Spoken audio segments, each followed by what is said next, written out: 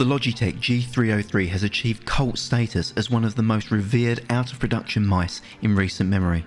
The Daedalus Apex revision was the final form of the G303, released in 2015 and was superseded by the G Pro in 2016, being finally discontinued altogether sometime between 2017 and 18.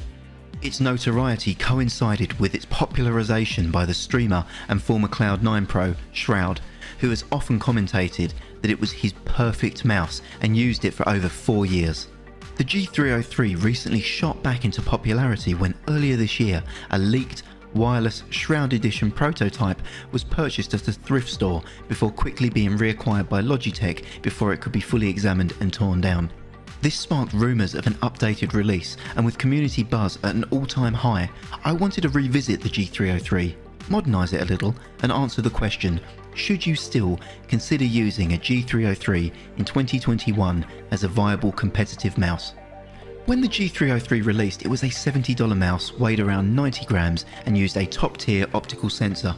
The stock cable was a stiff braided cord, the switches were Omron 20M, both pretty standard, and the mouse also had prominent RGB strips, which was commonplace on flagship gaming mice of the time.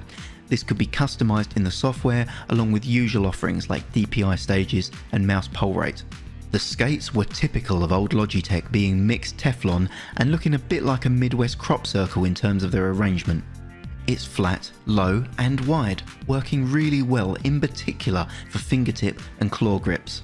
The unique diamond profile has sharp side points and a very narrow rear hump that looks almost perfectly designed to fit neatly into a claw grip user's palm. This shape has remained largely uncloned outside of the DMO F15, which isn't a one-to-one match and has significantly worse parts and build quality. I bought this mouse used for a very low price, and the shell had definitely seen its fair share of frags from its previous owners. I set about sanding it down and put on a clean white Stardust colourway to freshen it up, and paired that with a black diamond paracord from paracablemods.co.uk. Whilst I had the mouse open, I also secured the sensor lens, which had come loose over the years and started rattling. I opted to swap the Omron 20M switches for KLGM 8.0. This was a preference swap but gave me more tactility on the clicks. To help the inner RGB shine through the new paint job, I removed the plastic diffusers and some inner shell. This also had the positive side effect of removing some weight. Finally, when I closed up the mouse, I stuck some Tiger Arc skates on it. The rounded edges significantly improved the glide feel across a whole variety of different mousepad surfaces. In the end, I think you'll agree that this mouse looks super clean and much more modern and 2021 feeling in its design and style. The final weight was around 86 grams, and whilst it's not the lightest mouse I have by a significant margin, it isn't an absolute brick and was still more than viable to use in gameplay. I don't know if I can conclusively say if the G303 is still worth your time, with so many other modern mice on the market that are lighter, wireless and arguably cheaper, with new copies of the G303 selling for upwards of $100 to $200 in its extremes on eBay.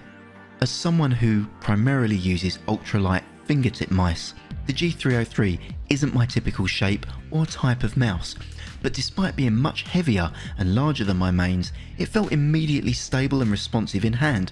Within a couple of games, I'd fully adjusted to it and was performing consistently. Ultimately, whilst the G303 can be rivaled by modern offerings from competitors, I think its most competitive feature is one that's difficult to quantify in a standard comparison list, that being the unique shape that hasn't since been replicated. To quote a veteran in the mouse review space, shape is king. And whilst you may be able to look at the G303 spec sheet and tell me all the reasons that other mice deliver more value, none can deliver anywhere close to its shape. And if the G303 shape works for you, then that in itself is priceless.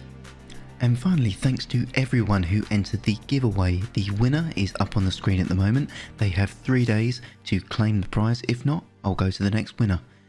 For everyone else, I still have one more copy to give away, with more details coming up in an upcoming video, so stay subscribed and watch out for the next one.